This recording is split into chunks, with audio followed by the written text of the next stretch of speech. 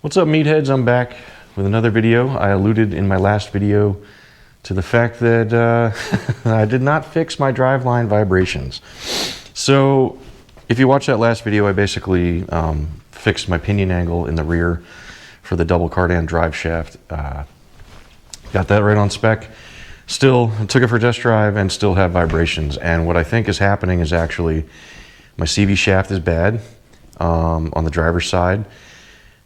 One of them's brand new. I think the passenger side is it's old, but it was fine when I put it in. And I'll tell you why I think they're bad. That's the only other thing I can think of. The only other thing that I can think that is causing these vibrations is coming from the CV shafts. Because right around like 50 to 60, it gets starts shaking. It's not just in the steering wheel; it's in your butt. So you feel it in the seat, you feel it everywhere. And then between 60 and 70, it kind of gets a little better, and then 70 and 80, it's worse than 50 and 60. So I'm pretty sure it's the CV shafts. I replaced the driver's side with a Cardone off of Rock Auto. Not a reman. I avoid remans if you can. The only other CV axles that would be good for these things would be OEM, and they're like 500 bucks a piece.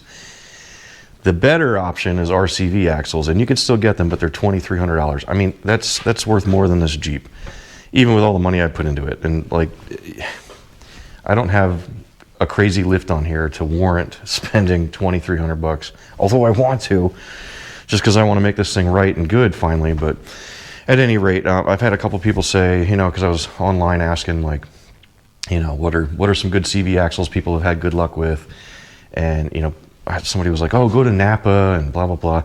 Anyway, no.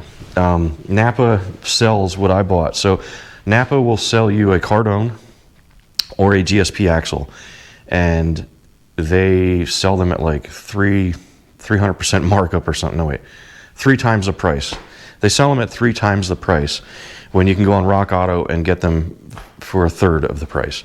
So I picked up these CV axles off of Rock Auto. One of them is obviously for the driver's side, which is, there's 2 different ones, so you got to be careful which one you get.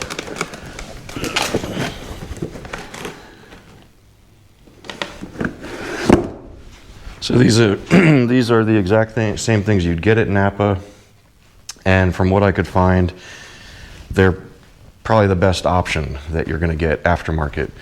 So I believe one of them is definitely bad. If not both of them, I'm just going to replace both of them. So I mentioned ChatGPT in my last video. I do question it for things. I mean, it's better than Google almost anymore, and I think most people are using AI, some form of AI instead of Google. It's just easier. No ads, no bullshit. You just get a straight answer. So, not always though. So I asked ChatGPT about torque specs when I was putting things back together, because they're hard to find, and there's different answers you're going to find in forums and stuff like that. And what it told me was that the axle nut was 185 foot-pounds, and I questioned it. I'm like, are you sure about that? It sounded like way too high of a freaking number. And it swore up and down. It was like, yes, this is correct, blah, blah, blah. I was like, all right. And people online have said 185. So I trusted it, and maybe I shouldn't have, because I've actually dug deeper now that I've discovered that I'm pretty sure my CV axle is f***ed, that I've over-torqued my bearings, so I've added too much preload to the hubs. It should be 96 foot-pounds, not 185, 96. So it's almost double. So anyway, so now I'm replacing both of my wheel bearings. If I'm going to do one, I might as well do both of them. Because I know for a fact I've over-torqued them. So I went on eBay and found these. Now you just might look at this yellow box and go, what the F? Because that's what I did as soon as I opened up this box. Well, what I thought I was ordering was Timken bearings. And I got 2 of these for $140. And that's less than the cost of one of them. So I wasn't really sure. I was a little skeptical. So when I opened the box and saw this, I thought, oh man, I just got freaking scammed. So I figured out, oh, I'll have to be doing some kind of return and blah, blah, blah. Well, they are actual Timken bearings. So I was pleasantly surprised to open it up to find out that they're within another box. And just to prove it, it even has Timken etching, laser engraving with the part number, the actual part number, and then their batch numbers and all that crap that they would make. So that's a pretty sweet deal. So I left the eBay seller a wonderful review because I was pleasantly surprised that they were actually what they said they were. Now, the reason why I'm pretty sure that my CV axles keep going bad, because this is not the first set. I've had them replaced. I replaced ones with AutoZone ones that went bad. One of them went bad. That's the AutoZone CV axle. That was brand new. I should have returned it right away. And I knew I was screwed by buying this thing when I saw that it was a tripod joint and not a Rezepa. So I do have several sets of these frickin' CV axles, and I'm tired of it. I don't want to have to replace them every year.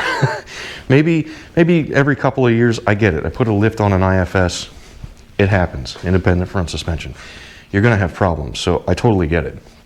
But I'm just going to try and see if I can't show you. You might be able to see it, but the front of this Jeep sits up higher than the back. So originally I did a spacer lift, which most of you guys have done. If you've ever put a lift on a WK, this is probably where you started. So I did that. And I replaced the struts at the same time with Bilsteins. And these Bilsteins were, what are these? These are the 4600s. So these are just a stock height. So I had these new struts with a spacer and these stock springs. And that's when I discovered that it's a terrible lift. A puck lift, spacer lift, actually adds way too much lift. Naturally, I went online and looked for a better option. And I discovered people were saying, oh, the 5100s, you get those, or an adjustable strut, you just use your stock springs. And I'm like, well, if you have the stock springs, now you're preloading the springs, compressing it. Now you're squishing the spring down, so you're changing the spring rate and all that stuff. And I'm like, wouldn't that be a stiffer suspension and a terrible ride? So I went with Old Man Emu springs. I bought those. And I had the same thought of, now you're compressing that spring and changing the spring rate. It's not meant to be like that. So I didn't know that, and I've been running that for a few months. I think last year I changed this lift. So what's happening is I'm essentially riding at full droop. So I'm going to show you that in a minute. I'm going to bounce on the vehicle so you know that I'm not lying and the thing is actually on its wheels. And then I'll show you that as I jack it up, you're going to see that that wheel does not drop as I go up with the vehicle. A very small amount, very, very small amount. So in order to fix that issue, I decided to actually get the Old Man Emu struts, and I'll pair that with their springs so that it's correct. And then I know for sure that nothing's going to be preloaded, and it's going to ride as it should. It's going to sit at the height it should and not cause any more problems. I'm hoping. I'm like fingers crossed. So what's happening is, with that suspension the way it is, it's putting more undue stress or unneeded stress on that CV shaft. And you can see it there. I mean, it's not terrible, but it's basically riding at full droop, which is not good. And take a notice of this boot. This is, I want to say this was the stock shaft. No, this wasn't the stock shaft. This was, I can't remember where I got this shaft. I can't remember which maker that is. But notice the boot on the on the outer joint against the wheel hub. Notice where the boot is there. We'll come to the driver's side, and look where the boot is on this Cardone. You can actually see, I'll show you later, but you can actually see a rub mark on the lower knuckle. And the boot is really thin, at that very edge, you can see where the boot is worn away. I'll show that later too. So my plan was to actually cut that clamp and move the boot, but now that I'm fairly positive this axle's bad, I'm just going to replace it. So I'm hoping that the GSPs are better. So I've had this apart a million times, and I will have to take it apart again. So my jack isn't in yet, but I'm going to show you, hopefully.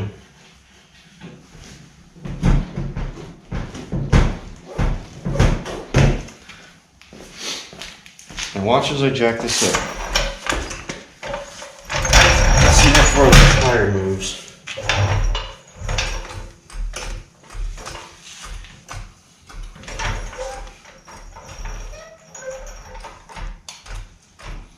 Okay, here goes.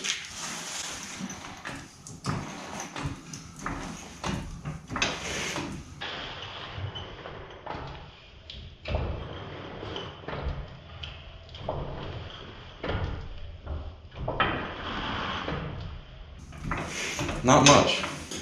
Not a lot.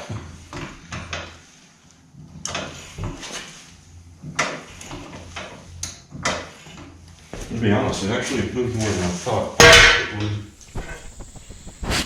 That's just a microphone. That's just a microphone, you silly donkey. So hey there. I hate to interrupt the video, but editor Rob here. It's way too nice outside to be inside looking at a computer.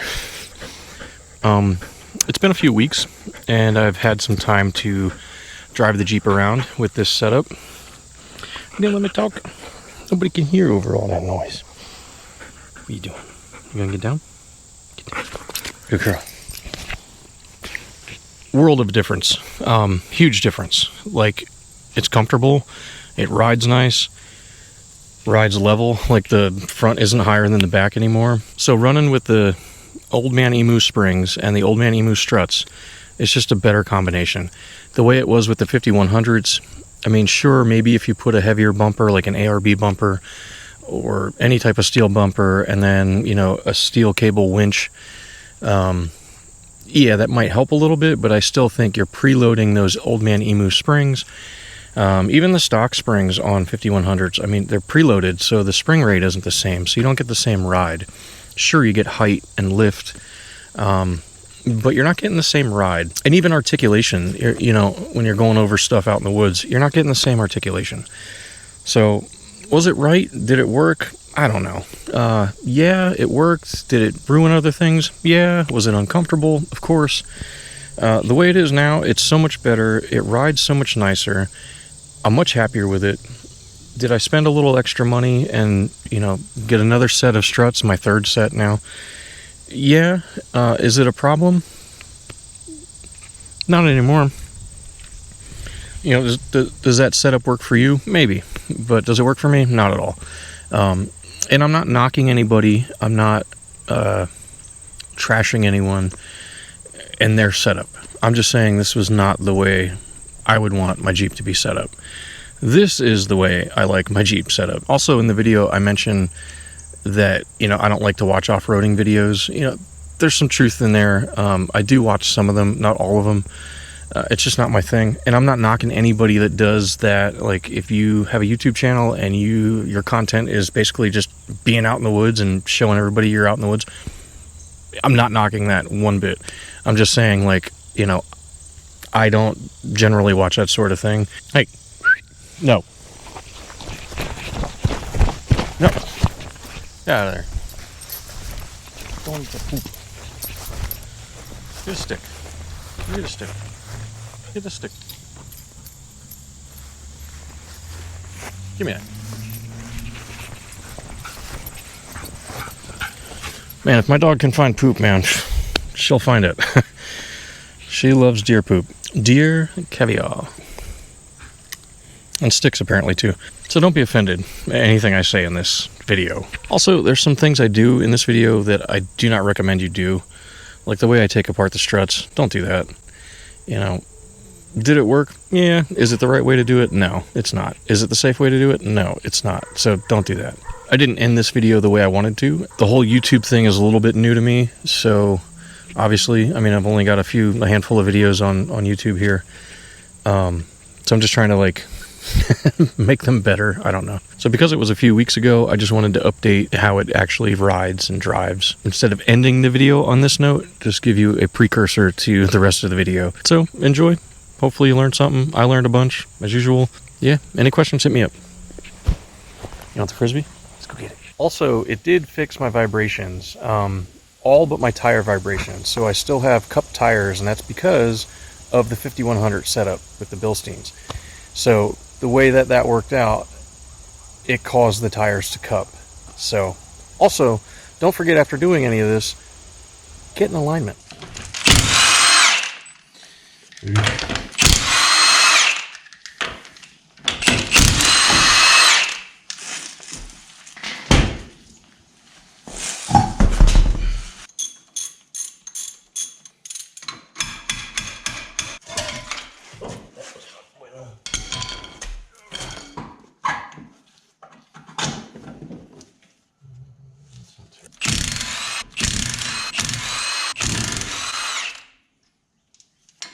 Yeah, pretty much if you want bigger tires on a WK, you have to run wheel spacers.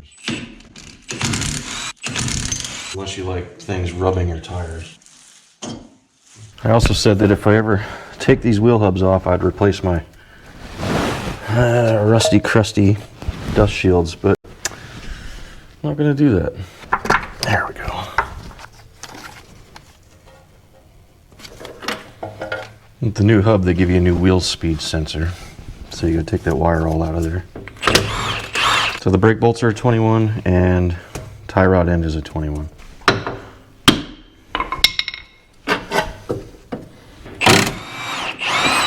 I have to use an adjustable. I don't have the right size for this nut.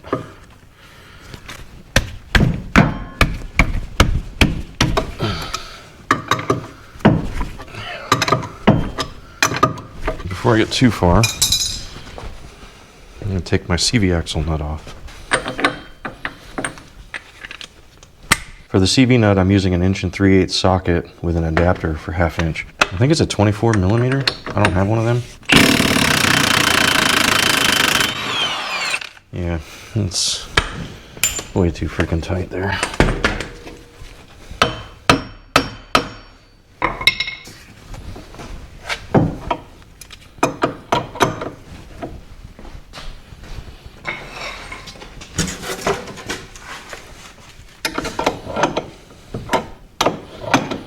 I think I mentioned that these are JBA upper control arms. Sure, you can get some Chinese knockoffs, but they're not going to call you or text you actually and remind you to grease your fittings. Marlon, the owner, actually has texted me several times just to remind me, hey, don't forget to grease your fittings, or it's about due.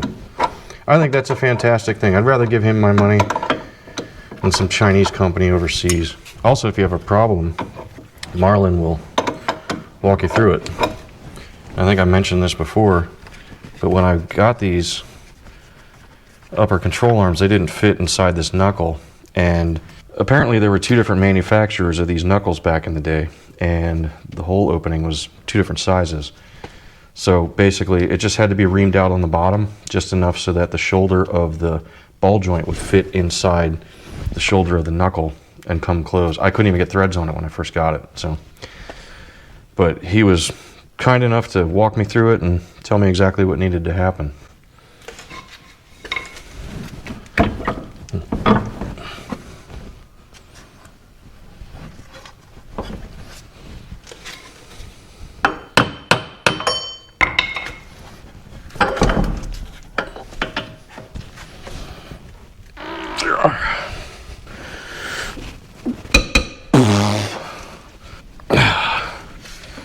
Just got a nice back crack out of that one.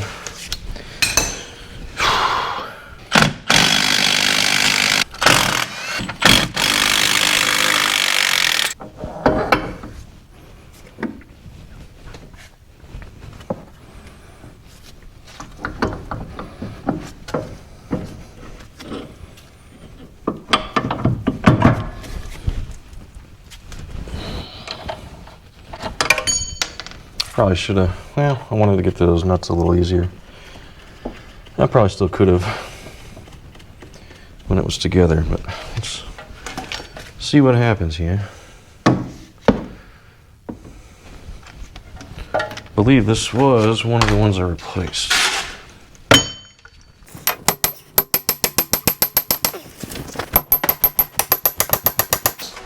Now, if I was reusing it, I probably wouldn't be beating on it like this.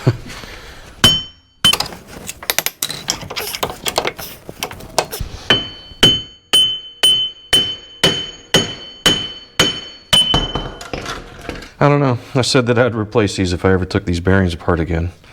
I don't know. They're not terrible. Now, get that axle out of there. Maybe.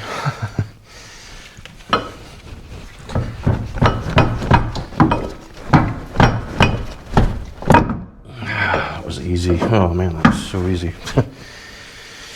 It's never that easy.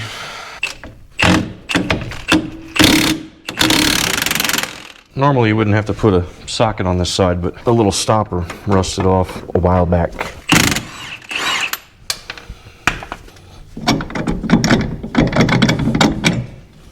Don't be jealous about that. Always use anti-seize too. Lube her up, boys. Lube her up. In case anybody's wondering, this is the easier side. I got a trick for the driver's side. It's not really a trick. It's you don't have to remove everything. You just have to lift it up. I'll show you. This is an 8 mil. My reservoir is empty because apparently I have a heater core leak. There's your breather hose for your diff. Remember, put this back on when you're done. It just pushes on. But if it falls down, gets stuck down there and you get water in there, that's not good. These are 18.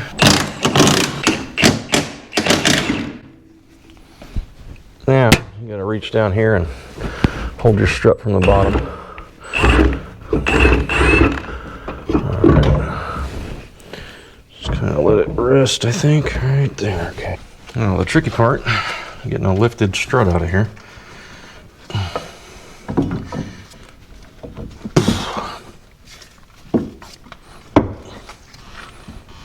Push down a little bit and out she comes. This thing came out nice and easy off the diff.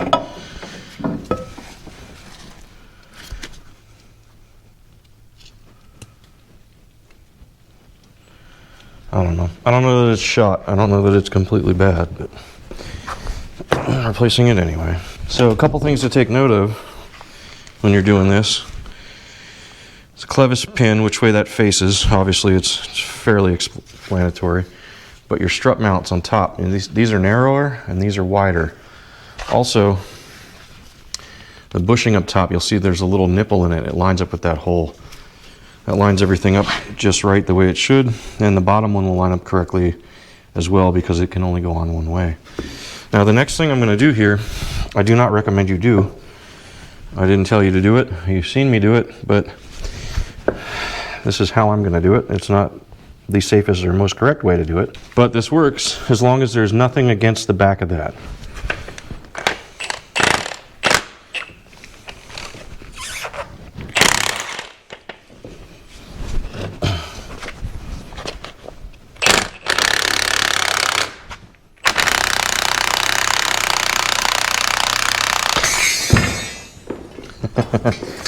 Not the safest way. I think I bought KYBs before and they failed in less than a few months. I had to take this all apart and redo it again.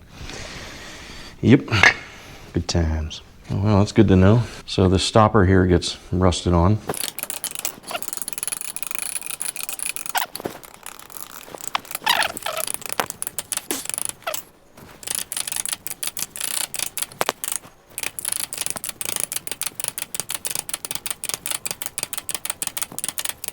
All that so I can get my bump stop off of there. So here's how this is adjustable. This comes off of here. So it slides up. And there's this C-ring. And when I put this together, I put it on the lowest setting, but when I put this on here, I thought, man, how the hell is that going to hold all that tension? And it does, somehow it does. But to get more of a lift. I think if you put the clip all the way at the top, I think that gives you a 2-inch lift. I think where it is here, I'm pretty sure I've discovered it gives you 3/4 of an inch of a lift.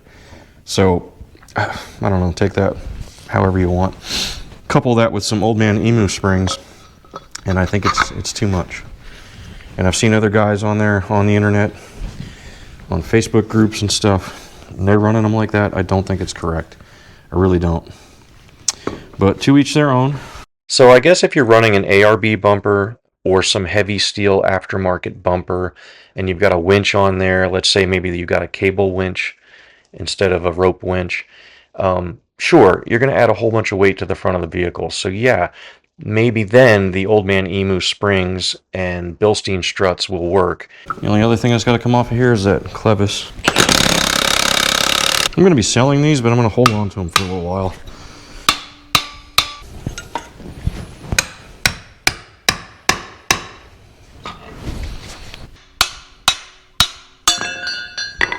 So now what I'd like to do is compare these. I want to compare the height of that to the height of that.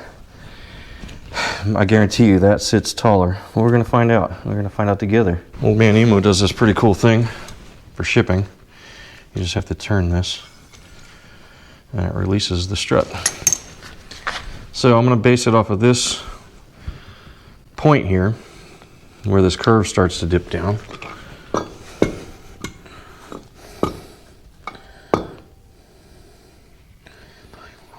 I might be wrong, dude. No way. No, I don't know. It is. It's up slightly. Okay. So if I base it off of the hole on the side, I can get a better idea. Make the bottoms of these flat. This is up about a 1/2 inch. I don't know how I can show that on camera. Maybe not quite a 1/2 inch. Maybe 3/8. That's on that lowest setting. It's definitely taller. The other thing I'm noticing too, and I hope this isn't a problem. Yeah. Okay, so it would be based on, that would make more sense to me now. Okay. So I can't base it off of this unless this is lined up. So the bottoms of these are different. So if you notice, the strut actually on the Old Man Emu hangs down farther than the Bilstein. And if you line these up where maybe that bolt hole, it's almost identical. That changes where this thing sits. It sits above. Yeah, it's not an easy way to show this. Stop rolling. Maybe we can do that. Yeah, that is on the lowest setting. And it would be here.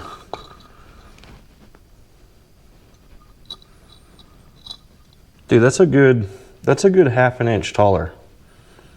So really you are compressing a lift spring. Well, I am. And if you're running Old Man Emu springs on Bilstein 5100s, you're compressing and preloading those springs more. So you're also not even really getting the full travel. So I'm doing the right thing here, and hopefully this will help out CV axles down the road and my f***ing wallet. So I'll be using the cheapy spring compressors. With all the times I've taken these apart, I should have bought the better spring compressor. So this part is your bottom of your coil. The flat part is the top of your coil.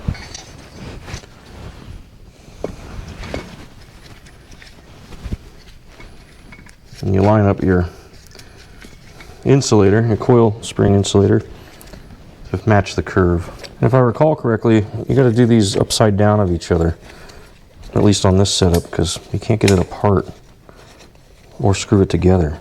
If you don't know what you're doing with the springs, don't do this. Take it somewhere, have them compress the springs for you. It's probably easier, cheaper, and safer.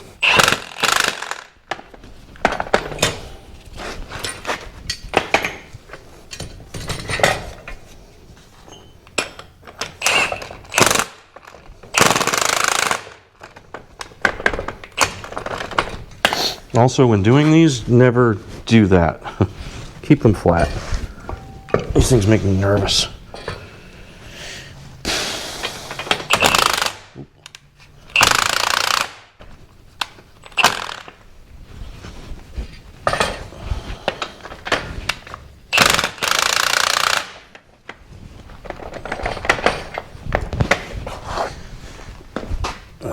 that's enough. No, never usually is.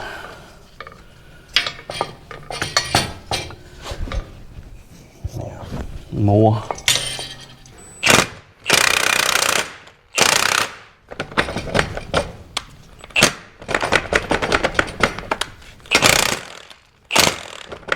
Come on.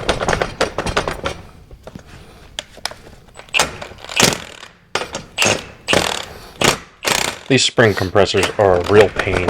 You've got to do one side at a time, just a little bit at a time, so that you avoid this. Dude, what in the balls? God, this makes me nervous. And I'm doing it on camera, which makes it worse.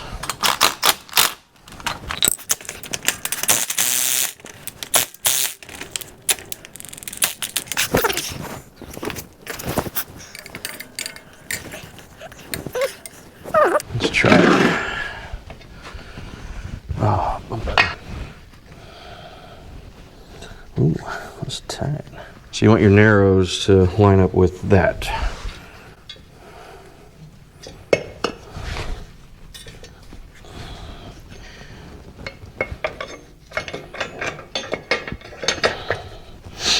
But I gotta go more.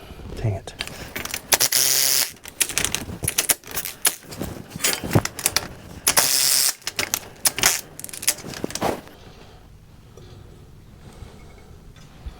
Is that enough?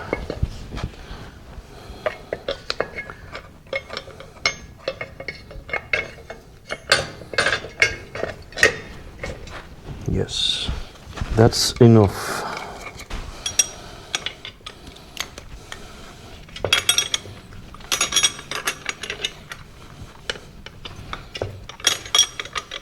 Okay, now I feel safe enough to compress these a little more. Now that I got some threads on that nut, I know this isn't going to explode on me. Knock on wood.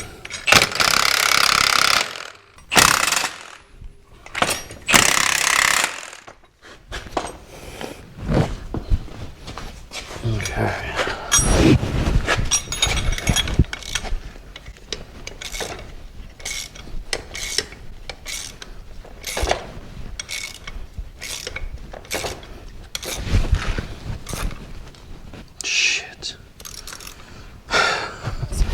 Don't forget your fucking upper isolator, dude.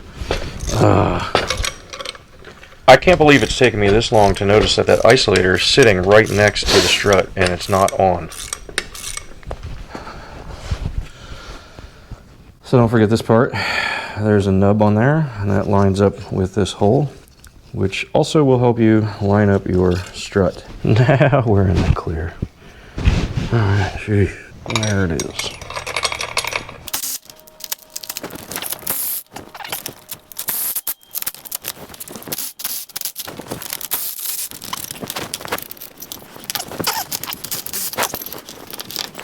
Well, one down. Now it's just a matter of reverse putting it all back together. Don't use anti-seize on these bolts. Lesson learned. Okay, so I'm an idiot. I should not have used anti-seize on those bolts. Something that's torque specific like the hub bolts. Don't do it. Thought I was trying to save myself in the future if I ever have to replace these or take it apart again. Yeah, don't anti-seize those. So I guess what happens is you can over torque the bolt and break it, which is what I did. So when I think I'm putting 96 foot-pounds of torque on it, I'm probably putting 5 million foot-pounds of torque on it like a mock meathead idiot. So at any rate, I went to the store, went to that friendly hardware store and picked up 3 new bolts. Instead of trying to clean off all the anti-seize, I'll just replace all 3 of them. That way I know it's good. These are a 10.9 metric and 60 mil length, and they're 12 millimeter by 1.75 thread pitch. So 3 of those, they were $6.29 a piece. They had them, fortunately, so not cheap, but I got all 3. I'll just replace all 3. Now instead of being a 15 mil socket, it's a 16. I like the way the boots look on these. These boots look beefier than these. Thin and crappy. Look at that. I bet you this gets better articulation. The only thing I wish they would do is paint that silver crap from not rusting. I also wanted to measure this. go. All right, so I'll measure from the top plate to that bottom nub. 13.5.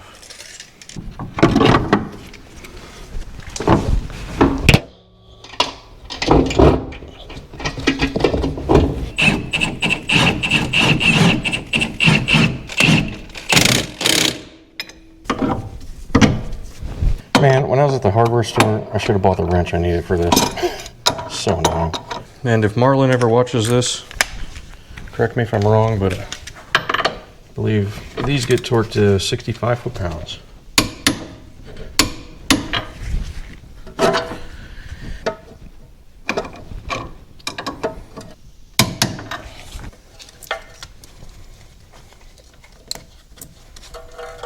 A really tight fit.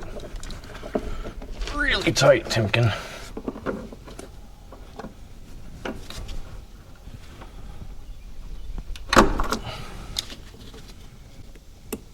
Nope, not latched, so I'm assuming it's together. Holy crap. Let's hope I don't have any problems with my ABS. If I do, I know where to look. 96 foot-pounds, not 185, 96.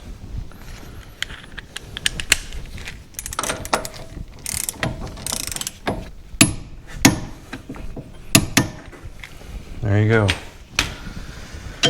Not 185. Thank you very much. This is where I actually like to put some anti-seize on here. Just on this hub. My gun is on the lowest setting, and I'm not cranking these all the way down with the gun. I'm just saving some time. If you have wheel spacers, you never want to use the gun and impact those bolts on. Nor on here either. You can get them to a point, but then you got to torque them. And these I don't go more than 100 pounds, foot-pounds.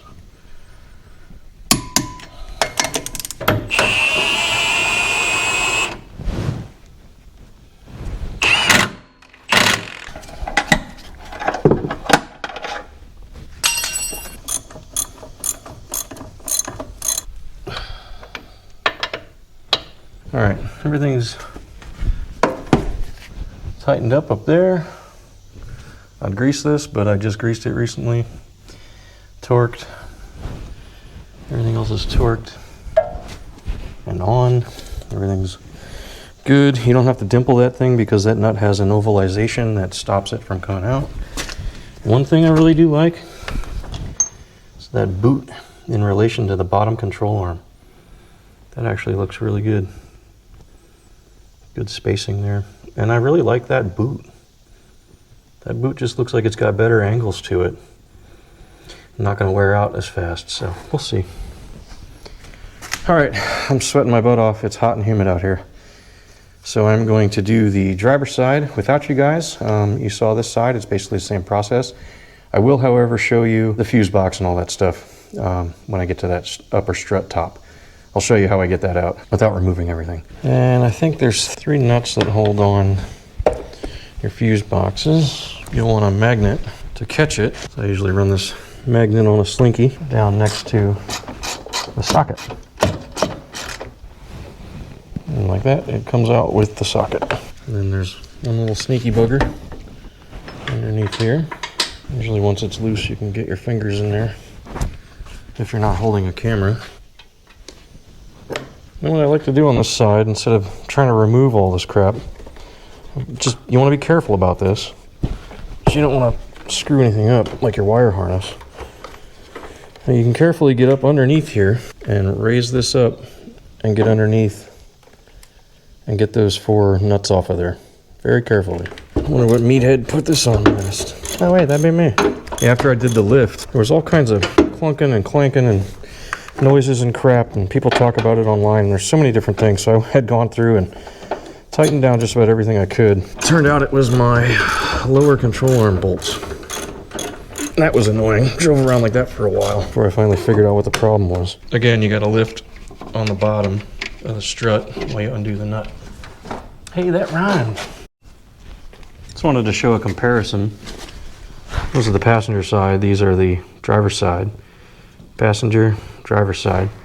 Those are the new GSP so much thicker than the Cardone. Also, the boot here, this is fairly well lined up pretty good. This sticks, the Cardone boot sticks farther out past the GSP boot. Also with the Cardone boot, it's hard to see here, but this is where it was rubbing on that lower control arm. It's actually really thin. I can feel that's on its way to breaking. But also this boot is so much beefier than the Cardone boot. It's crazy how it looks like that. It's a little more spread out. And just to give you an idea, you see that boot is just rubbing on the lower arm. Literally right here, right above my finger. So that was on its way to being toast. So I got it done. Woohoo! Only broke a couple things. I'm not gonna not show my mistakes. I broke this bolt.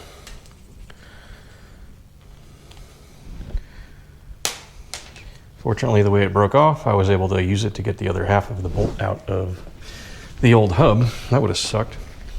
And the other thing I broke, because I'm always in a rush. I'm just, you know, I've got to be somewhere today at 2 o'clock. It is currently 11:30. Yeah, 12:47. So I'm cutting it short. I had my impact gun, that Milwaukee impact gun, the big guy. I was trying to take off the bolt that holds the clevis to the lower control arm, and I had it set to on, so I was tightening it. I literally hit it for about 2 seconds, and this whole thing just shattered. 24 mil socket down the tubes. Fortunately, I had another one laying around, which is nice.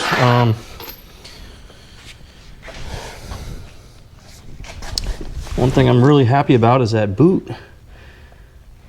The inner boot. It's where it's supposed to be. And that shaft angle isn't terrible. So I'm really excited about this. I'm praying that I'm really hoping that it's good and there's no more vibrations. I'm gonna go back to these shafts again. This actually has play on the driver's side. Probably can't hear it, and I can't do it with a camera in my hand. But this was the Cardone, car done, whatever. It's not done, car not done. Car replace GSP. GSP, way to go. It's a much better freaking axle. And I was super happy to have Timken bearings. Bearings are great. And we'll see. They say that the Old Man Emu lift settles a little bit. So I know for a fact that it came down a ½ inch from where it was with the Bilsteins. But they say a lot of things on the internet. So who knows? Who knows what to freaking believe? Believe ChatGPT all you want. Whatever. I'm gonna second guess it every time. They did just come out with ChatGPT 5. We'll see if that one's any smarter. I don't know. I think they're out to get us. Whatever. So yeah, don't believe everything you're going to read or hear or see on the internet. But at any rate, I'll tell you something that is real, and that is farts do not have lumps. So just remember that. It's a good piece of advice. You're going to want to hold on to that. So thanks for watching. Like, subscribe, share if you want. More WK content coming probably. I've got some ideas, and probably do some off-road videos, maybe. We'll see. I don't know. I don't like watching other people off-roading. I don't know. I find myself going, what are you doing? Stop it. Turn the wheel this way. You see the people that are like, driver, driver, driver, and then the person driving is turning the wheel passenger. You want to see them turn it the way you're yelling, and they're not doing it. It's very frustrating. So I don't really like to watch those videos too much. I don't know if you guys do. I know there's a million of them out there, and maybe I'll throw up some clips. We're gonna go camping soon, so maybe I'll have some of that up. I want to show that tent that I have. It's not a rooftop tent, and I'm sure you've seen it, but I've got my own take on that tent. The Jeep has not moved its location, but to me it looks like it's sitting more level. So we'll see. Thanks for watching. Peace out, homies.